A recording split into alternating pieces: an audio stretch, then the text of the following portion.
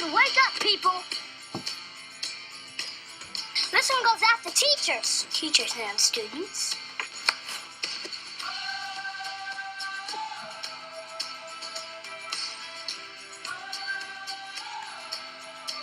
It's time to get our learn on.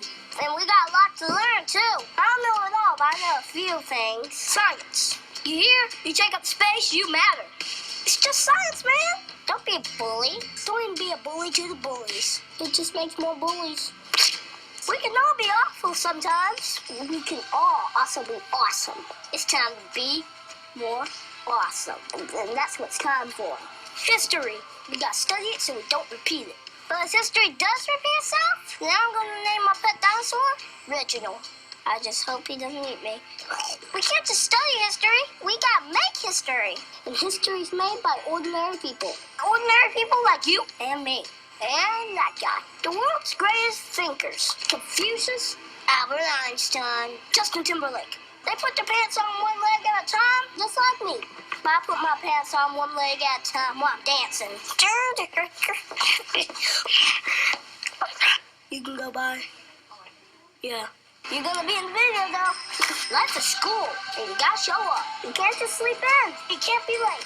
And you can't just hang out in the bathroom. That's gross. It's like what Whitman said.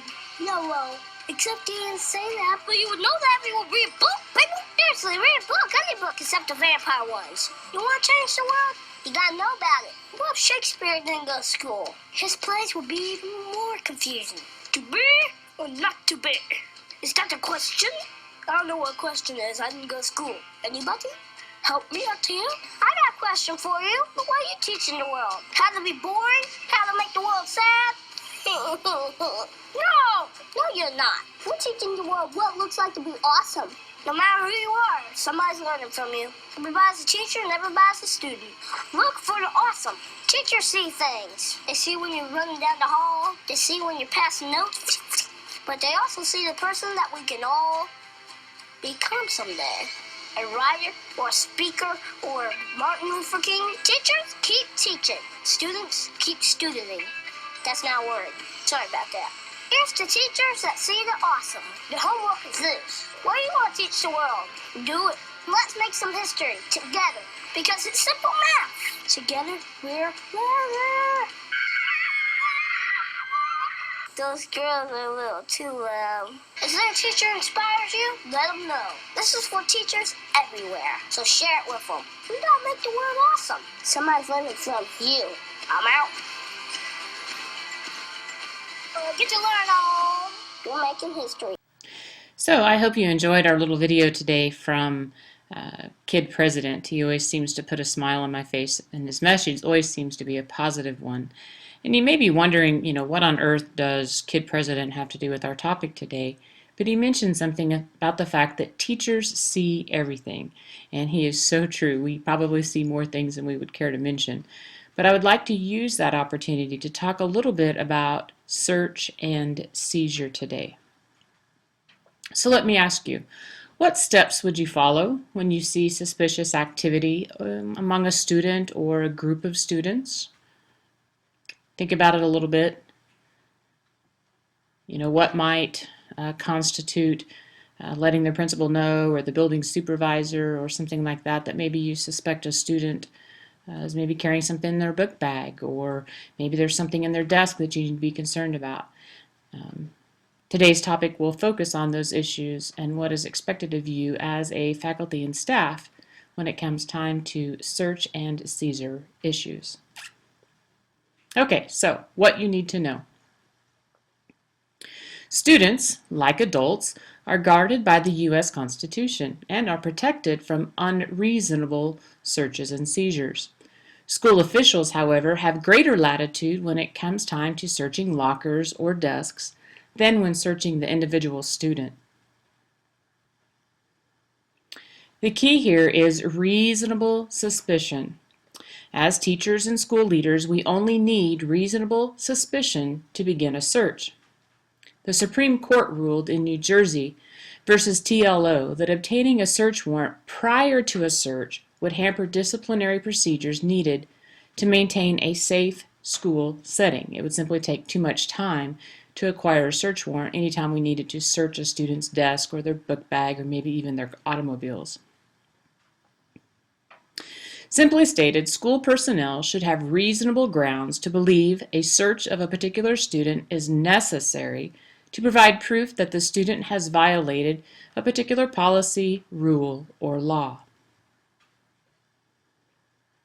To be clear, to search all students in your classroom to maybe find a violation of school rules would be illegal.